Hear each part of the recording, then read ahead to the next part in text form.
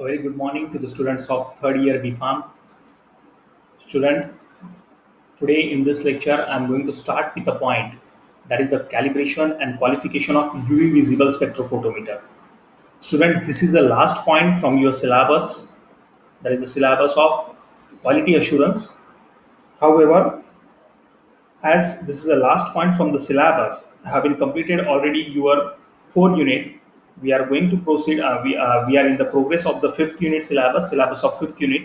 पाचव्या युनिटचा आपला सिलेबस सुरू आहे आणि पाचव्या युनिटमध्ये सुद्धा हा शेवटचा पॉईंट आहे जो मी तुम्हाला आज शिकवतोय. म्हणजे हा पॉईंट संपल्यानंतर मी इथे सांगू शकतो की that I have been completed your entire syllabus for the subject of quality assurance. Quality assurance या विषयासाठी मी तुमचं पूर्ण सिलेबस संपवणार आहे आज. हा शेवटचा लेक्चर आहे आपला. And the point which I'm going to teach you, that is the calibration and qualification of UV visible spectrophotometer.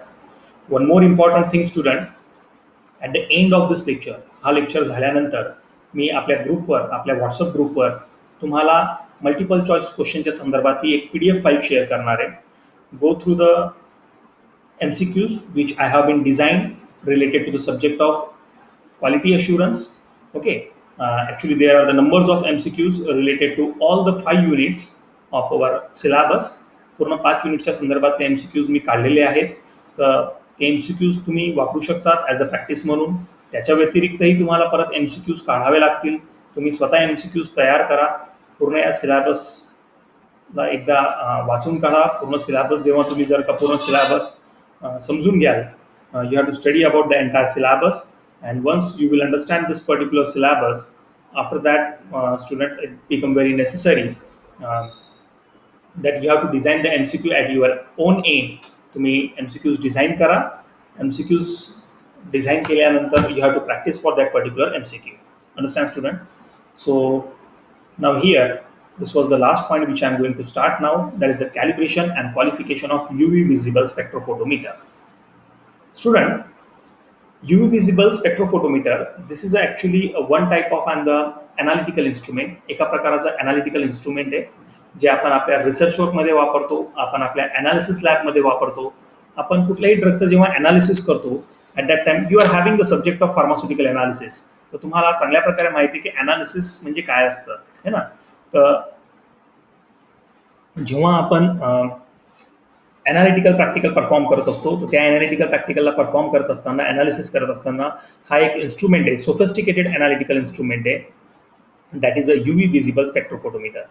तर आता या UV विजिबल स्पेक्ट्रोफोटोमीटरचं कॅलिब्रेशन आणि क्वालिफिकेशन कुठल्या प्रकारे करायचं, त्यासाठी काय प्रोसिजर आहे जी आपल्याला फॉलो करावी लागेल, so that we can be able to perform the calibration and the qualification of UV visible spectrophotometer. Calibration म्हणजे काय, क्वालिफिकेशन म्हणजे काय, हे मी ऑलरेडी तुम्हाला मागच्या लेक्चर्समध्ये शिकवलेलं आहे. आपण कॅलिब्रेशन, क्वालिफिकेशन, व्हॅलिडेशन सर्व डिटेलमध्ये शिकलेले आहोत. तर आता UV विजिबल स्पेक्ट्रोफोटोमीटरचं कॅलिब्रेशन आणि क्वालिफिकेशन कुठल्या प्रकारे करायचं त्या संदर्भातली ही थेरी. ही जी पहिली स्लाइड आहे तुमच्यासमोर, that was representing the introductory part related to the process of qualification for spectrophotometer.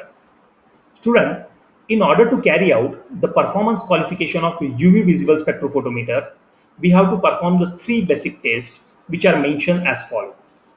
जेव्हा आपल्याला UV विजिबल स्पेक्ट्रोफोटोमीटरचं क्वालिफिकेशन किंवा कॅलिब्रेशन करायचं असेल, तर 3 प्रकारच्या टेस्ट आहे ज्या ऑफिशियल बुकमध्ये रिकमेंड केलेल्या आहेत. Official book in the sense Indian फार्माकोपियामध्ये रिकमेंड केलेल्या आहेत या 3 प्रकारच्या टेस्ट. या 3 प्रकारच्या टेस्ट तुम्हाला परफॉर्म कराव्या लागतील in order to carry out the calibration and the qualification of UV visible spectrophotometer. Now student, when you are performing the calibration of UV visible spectrophotometer, so as I told you, these are the 3 tests. आणि या 3 टेस्टचे जे results आहेत, या taste perform केल्यानंतर जे काही result आपल्याला भेटतील किंवा जे काही आउटकम असेल या 3 टेस्टचं, या रिझल्टप्रमाणे, या आउटकम्सप्रमाणे जर तुमच्या या 3 टेस्टचे रिझल्ट विदिन लिमिट आले, विदिन एक्सेप्टन्स क्रायटेरिया आले, तर आपण सांगू शकतो की आम्ही UV विजिबल स्पेक्ट्रोफोटोमीटरचं कॅलिब्रेशन केलेलं आहे किंवा आमचं जो काही UV विजिबल स्पेक्ट्रोफोटोमीटर आहे तो कॅलिब्रेटेड इन्स्ट्रुमेंट आहे. तर याचं कॅलिब्रेशन करत असताना या 3 प्रकारचे टेस्ट आपल्याला परफॉर्म करावे लागतील आणि या 3 टेस्टचे result within acceptance criteria, within limit यायला पाहिजे. ओके. फर्स्ट वन स्टुडंट, पहिली टेस्ट कुठली आहे, कंट्रोल ऑफ ॲब्सॉर्बन्स. पहिल्या टेस्टचं नाव आहे control of absorbance. Okay. Now try to understand this particular test, control of absorbance. ही टेस्ट परफॉर्म करत असताना बेसिकली स्टुडंट आपल्याला एक सोल्युशन तयार करावं लागतं हे टेस्ट परफॉर्म करण्याआधी, आणि त्या सोल्युशनचं नाव आहे पोटॅशियम डायक्रोमेट सोल्युशन. तर इथे पहिला पॉईंट तोच म्हटलेला आहे, preparation of potassium dichromate solution. Preparation of potassium dichromate solution. Potassium dichromate solution तुम्ही कुठल्या प्रकारे बनवाल? Dry a quantity of the potassium dichromate by heating to a constant weight at 130 degrees Celsius. You have to take a powder of and the potassium dichromate. Potassium dichromate चा powder घ्या आणि त्याचं drawing करा. You have to dry that particular powder of potassium dichromate at the temperature of 130 degrees Celsius by the process of drying until a constant weight is obtained. जोपर्यंत constant weight भेटत नाही, जोपर्यंत त्या potassium डायक्रोमेटच्या पावडरमधनं पूर्ण moisture निघून जात नाही, तोपर्यंत आपल्याला त्याला ड्राय करायचं आहे. किती टेम्परेचरला? 130 डिग्री सेल्सिअसला by the process of heating. आता ड्राईंग झाल्यानंतर you have to transfer the accurately weighted quantity of potassium dichromate. You have to take the accurately weighted quantity of the potassium dichromate that is in the range of 57 milligram to 63 milligram. आता potassium dichromate powder dry झाल्यानंतर किती घ्यायचं? It should not be less than 57 milligram and it should not B more than 63 milligram.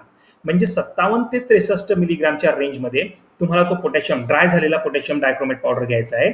आणि त्या dry झालेल्या potassium dichromate पावडरला तुम्हाला transfer करून घ्यायचं आहे. कशात ट्रान्सफर करणार आहे तुम्ही? You are going to transfer that particular powder into the 1000 ml of volumetric flask. त्याला 1000 ml च्या व्हॉल्युमेट्रिक फ्लास्कमध्ये ट्रान्सफर करून घ्या. ट्रान्सफर झाल्यानंतर dissolve that powder of potassium dichromate by making a use of 0.005 molar H2SO4 to produce the 1000 ml. आता 1000 ml च्या व्हॉल्युमेट्रिक फ्लास्कमध्ये transfer करून घेतल्यानंतर त्या पोटॅशियम डायक्रोमेटच्या पावडरला तुम्हाला डिझॉल्व करून घ्यायचं आहे, त्याला डायल्यूट करून घ्यायचं आहे. कसलं वापर करून? You are making a use of and the solvent that is a 0.005 molar of sulphuric acid H2SO4. आणि how much solution you have to prepare? You have to prepare the solution of 1000 ml. 1000 ml चं solution तुम्हाला बनवायचं आहे. येते लक्षात? तर या प्रकारे तुमचा सोल्युशन तयार होईल. तो सोल्युशन म्हणजे कुठला? Potassium dichromate solution. Second point, measure the absorbance of potassium dichromate solution at the wavelength which is given in the table. आता हा जो सोल्युशन आपण तयार करून घेतला आहे पोटॅशियम डायक्रोमेटचा, त्या पोटॅशियम डायक्रोमेट सोल्युशनचं ॲब्सॉर्बन्स आपल्याला मेजर करायचं आहे. ते ॲब्सॉर्बन्स आपण कुठे मेजर करणार आहे? We are going to measure that particular absorbance. We are going to measure the absorbance of that particular solution. त्या सोल्युशनचं आपण ॲब्सॉर्बन्स मेजर करणार आहोत in UV visible spectrophotometer at the different wavelengths which are given in the table. आता जर का या टेबलमध्ये तुम्ही बघाल, आपण सोल्युशन कुठलं तयार करून घेतला होता? पोटॅशियम डायक्रोमेट सोल्युशन तयार करून घेतला होता. त्या सोल्युशनचं आपल्याला ॲब्सॉर्बन्स मेजर करायचं आहे. We have to measure the absorbance of that solution at the different wavelength. कुठल्या वेवलेंथला? 235 nanometre, 257 nanometre, 313 nanometre and 350 nanometre. 235, 257, 313 आणि 350 या 4 वेगवेगळ्या वेवलेंथवर आपल्याला तयार केलेला पोटॅशियम डायक्रोमेट सोल्युशनचं ॲब्सॉर्बन्स मेजर करायचं आहे. आणि जी काही ॲब्सॉर्बन्स व्हॅल्यू आपल्याला सापडेल त्या ॲब्सॉर्बन्स व्हॅल्यूवरनं आपल्याला त्याची मोलर ॲब्सॉर्प्टिव्हिटी काढायची आहे. मोलर ॲब्सॉर्प्टिव्हिटी म्हणजे इथे दिलेली आहे A1% 1 सेंटीमीटर. स्क्रीनकडे लक्ष असू द्या. ही व्हॅल्यू आपल्याला काढायची आहे. A1% 1 सेंटीमीटर याला म्हटलं गेलं आहे मोलर ॲब्सॉर्प्टिव्हिटी. आता हे A1% 1 सेंटीमीटरची व्हॅल्यू जेव्हा तुम्ही काढाल तर त्यासाठी एक्सेप्टन्स क्रायटेरिया सुद्धा दिलेला आहे, त्याचे लिमिट सुद्धा दिलेलं आहे. हे A1% 1 सेंटीमीटरची व्हॅल्यू काढत असताना जेव्हा तुम्ही त्याला 235 नॅनोमीटरवर त्याचा ॲब्सॉर्बन्स घेताय तर त्यावेळेस त्याची लिमिट किती आहे? 122.9 ते 126.2. म्हणजे ही जी व्हॅल्यू आहे, इथे जी ब्लँक जागा सोडलेली आहे, ही व्हॅल्यू कुठल्या रेंजमध्ये यायला पाहिजे? 122.9 ते 126.2. जेव्हा आपण पोटॅशियम डायक्रोमेट सोल्युशनचं ॲब्सॉर्बन्स 257 नॅनोमीटरला घेणार आहोत, त्यावेळेस त्याचं A1% 1 सेंटीमीटरची व्हॅल्यू कुठल्या रेंजमध्ये यायला पाहिजे? 142.8 ते 145.7. त्याचप्रकारे 313 नॅनोमीटरच्या वेवलेंथवर जेव्हा तुम्ही ॲब्सॉर्बन्स घ्याल तर त्याचं A1% 1 सेंटीमीटर किती यायला पाहिजे? 47 ते 50.3. त्याचप्रमाणे 350 नॅनोमीटरच्या वेवलेंथवर जेव्हा आपण ॲब्सॉर्बन्स घेणार आहोत त्यावेळेस A1% 1 सेंटीमीटरची जी व्हॅल्यू आहे ती कुठल्या लिमिटमध्ये यायला पाहिजे? 105.6 ते 108.2. म्हणजे इथे काय होतं या टेस्टमध्ये की जो सोल्युशन आपण तयार केलेला आहे पोटॅशियम डायक्रोमेटचा, तो पोटॅशियम डायक्रोमेटचा सोल्युशन त्याचा आपल्याला ॲब्सॉर्बन्स घ्यायचा आहे. या 4 वेगवेगळ्या वेव्हलेंथवर, आणि जी काही ॲब्सॉर्बन्स व्हॅल्यू आपल्याला भेटेल ती ॲब्सॉर्बन्स व्हॅल्यू आपल्याला शेवटच्या फॉर्म्युल्यामध्ये टाकायची आहे. इथे बघा तुमच्या स्क्रीनवर एक फॉर्म्युला दिलेला आहे. A1% 1 centimetre is equal to absorbance, जे आपल्याला ॲब्सॉर्बन्स व्हॅल्यू भेटेल ती absorbance value multiply by 10,000, that is multiplied by 10,000 and divided by weight of potassium dichromate in milligram. आता तुम्ही जेवढे पोटॅशियम डायक्रोमेट पावडर घेतलं असेल 57 ते 63 मिलीग्रामच्या रेंजमध्ये मी सांगितलं होतं. समजून घ्या तुम्ही 60 मिलीग्राम घेतलं असेल, 60 mg पोटॅशियम डायक्रोमेट घेतलं असेल, तर जी काही तुम्हाला ॲब्सॉर्बन्स व्हॅल्यू भेटेल that absorbance value is multiply by 10,000 and it was divided by 60. याच्यावरून तुम्हाला काय भेटेल, तुम्हाला कसली व्हॅल्यू भेटणार आहे, A1% 1 सेंटीमीटरची व्हॅल्यू भेटणार आहे. आता ही A1% 1 सेंटीमीटरची व्हॅल्यू तुम्हाला इथे टाकायची आहे या टेबलमध्ये. इथे तुम्ही व्हॅल्यू टाकली, ती व्हॅल्यू या लिमिटमध्ये किंवा या एक्सेप्टन्स क्रायटेरियामध्ये येते का नाही हे तुम्हाला चेक करायचं आहे. जर ही व्हॅल्यू या लिमिटमध्ये किंवा या एक्सेप्टन्स क्रायटेरियामध्ये बसत असेल तर डेफिनेटली तुमची ही जी पहिली टेस्ट आहे that test will be get passed. That test will be get passed. Understand student? So this was the first test, that is the control of absorbance. दुसरी टेस्ट, UV विजिबल स्पेक्ट्रोफोटोमीटरचं क्वालिफिकेशन करत असताना, UV visible स्पेक्ट्रोफोटोमीटरचं calibration करत असताना दुसरी जी taste आपण perform करणार आहोत ती म्हणजे रिझोल्युशन पॉवर. स्टुडंट, या टेस्टमध्ये सुद्धा आपल्याला एक सोल्युशन तयार करायचा आहे. तो सोल्युशन म्हणजे कुठला, 0.2% volume bye volume solution of toluene in hexane. कुठला सोल्युशन तयार करायचा आहे, 0.02% volume by volume solution of toluene in hexane. Toluene in hexane. Toluene and hexane, both of these are the chemical solvents which we are using for the preparation of this particular solution, that is 0.02% volume by volume. Now student, you have to record the spectrum. आपल्याला spectrum record करायचा आहे. या टेस्टला समजून घेण्याचा प्रयत्न करा. In this test, record the spectrum of 0.02% volume by volume solution of toluene in hexane in the range of 260 nanometer to 420 nanometer. Understand? Now, what is the acceptance criteria? Acceptance criteria काय आहे? The ratio of the absorbance at the maximum, that is at 269 nanometer, to the minimum, that is at about 266 nanometer, should not be less than 1.5. Ratio should not be less than 1.5. म्हणजे आता हा जो solution तुम्ही तयार करणार आहात ना, resolution power, या टेस्टसाठी आपण सोल्युशन कुठला तयार करतोय, 0.02% volume bye volume solution of toluene in hexane. हा सोल्युशन तयार झाल्यानंतर त्या सोल्युशनचा आपल्याला ॲब्सॉर्बन्स घ्यायचा आहे. ॲब्सॉर्बन्स कुठल्या वेव्हलेंथवर घ्यायचा आहे, एक ॲब्सॉर्बन्स घ्यायचा आहे आपल्याला 269 नॅनोमीटरला आणि दुसरा ॲब्सॉर्बन्स घ्यायचा आहे आपल्याला 266 नॅनोमीटरला. म्हणजे we have to take the absorbance of this solution, that is toluene in hexane, and we have to record the absorbance for this particular solution at the two different wavelength, that is at the wavelength of 269 nanometer and at the wavelength of 266 nanometer. आता जी absorbance value तुम्हाला 269 नॅनोमीटरला भेटेल ना, that was divided by the absorbance value which will be obtained at the wavelength of 266 nanometer. And with the help of this formula student, we will find out the ratio.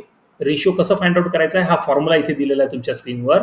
ॲब्सॉर्बन्स at 269 nanometre will be divided by the ॲब्सॉर्बन्स at 266 nanometre. हा जो solution तयार केला होता toluene in hexane, त्याचा ॲब्सॉर्बन्स value 269 नॅनोमीटरला जी आली आहे that was divided by the absorbance value which we found at the wavelength of 266 nanometre. आणि हे डिवायडेशन केल्यानंतर हे या रेशिओचं जे व्हॅल्यू आहे, it should not be less than 1.5. 1.5 पेक्षा कमी यायला नको. जर रेशिओ 1.5 पेक्षा जास्त आलं then we can say that our UV visible spectrophotometer passes the second calibration test, that is the resolution power. येते लक्षात? तर याचा एक्सेप्टन्स क्रायटेरिया आहे की ratio should not be less than 1.5. Understand? मी पुढच्या स्लाइडकडे जातोय स्टुडंट. तिसरी test, this is the last and the third test in concern of calibration of UV visible spectrophotometer. UV visible spectrophotometerचं कॅलिब्रेशन करत असताना तिसरी जी टेस्ट रिकमेंड केलेली आहे आपल्याला ऑफिशियल बुकमध्ये, त्या टेस्टचं नाव आहे limit of stray light. Limit of stray light ही टेस्ट परफॉर्म करत असताना परत इथे एक नवीन सोल्युशन आपल्याला तयार करायचं आहे. तो सोल्युशन म्हणजे 1.2% weight by volume solution of potassium chloride in water. कुठला सोल्युशन तयार करावं लागेल या टेस्टसाठी, लिमिट ऑफ स्ट्रे लाईट ही टेस्ट परफॉर्म करत असताना we have to prepare the solution of potassium chloride, that is 1.2% weight by volume solution of potassium chloride. Now, when you are preparing this solution of potassium chloride in a water, you have to take a 1.2 gram of the potassium chloride and you have to dissolve it in 100 ml of water. हा solution कसा तयार केला जाईल? We have to take a 1.2 gram of potassium chloride and we have to dissolve it in 100 ml of water. आता हा solution तयार झाल्यानंतर या सोल्युशनचं आपल्याला 5 वेगवेगळ्या वेव्हलेंथवर ॲब्सॉर्बन्स घ्यायचं आहे. ॲब्सॉर्बन्स कुठे घेतलं जाईल? We will take that absorbance in our instrument, that is the UV visible spectrophotometer. UV visible स्पेक्ट्रोफोटोमीटरमध्ये या पोटॅशियम क्लोराईड नावाच्या सोल्युशनचं आपल्याला ॲब्सॉर्बन्स घ्यायचं आहे आणि ते ॲब्सॉर्बन्सही आपल्याला 5 वेगवेगळ्या वेव्हलेंथवर घ्यायचं आहे. त्या 5 वेगवेगळ्या वेव्हलेंथ कुठल्या? 198 नॅनोमीटर, 199 नॅनोमीटर, 200, 201 आणि 202. इथे स्क्रीनवर दिलेलं आहे तुमच्या समोर. In this test prepare a 1.2% weight by volume solution of potassium chloride in a water, then measure the absorbance of the above solution at the 5 different wavelengths, that is 198, 199, 200, 201 and 202 nanometer by making a use of the water as a blank. By making a use of a water as a blank. म्हणजे या सोल्युशनचं ॲब्सॉर्बन्स घ्यायचं या 5 वेगवेगळ्या वेव्हलेंथवर आणि त्याच वेळेस आपण water वापरणार आहोत ॲज अ ब्लँक. आणि या टेस्टचं एक्सेप्टन्स क्रायटेरिया काय आहे? The absorbance should be greater than 2. आता जेव्हा आपण ॲब्सॉर्बन्स घेणार आहोत या पोटॅशियम क्लोराईड सोल्युशनचं या 5 वेगवेगळ्या वेव्हलेंथवर, तर या प्रत्येक वेव्हलेंथवर जी ॲब्सॉर्बन्स व्हॅल्यू आपल्याला भेटेल that absorbance value should be greater than 2. जर ॲब्सॉर्बन्स व्हॅल्यू 2 पेक्षा जास्त असेल तर आपल्याला हे ठामपणे सांगता येईल that our UV visible spectrophotometer passes the third test of the qualification or the third test of the calibration, that is the limit of stray light. म्हणजे इथे एक्सेप्टन्स क्रायटेरिया आहे की absorbance value should be more than 2. दुसऱ्या टेस्टमध्ये criteria काय होता? That the ratio should not be less than 1.5, means it should be more than 1.5. Here it should be more than 2, here it should be more than 1.5 आणि इथे तर limit दिलेले आहे या टेबलमध्ये, that is the control of absorbance. So student, या तीन basic taste आहे जे आपल्याला UV विजिबल स्पेक्ट्रोफोटोमीटरचं कॅलिब्रेशन करण्यासाठी सिक्वेन्शियली परफॉर्म करावं लागतात. When we are performing all these 3 tests sequentially, then we can say that our instrument has been get calibrated, and we can say that whether our instrument is performing or is performing according to the predetermined criteria or not, that we can claim here, that we can verify here with the help of this particular 3 tests. Okay, student. So, student, this was the last point which I have been completed today from the syllabus of quality assurance. Now here I am going to declare that the syllabus for the subject of quality assurance has been get completed from my side, having the subject code BP606T. Syllabus माझ्याकडनं complete झालेला आहे. Now students, start with your studies. Best luck to all of you for your examination. Stay home, stay safe. Thank you all of you. Thank you very much.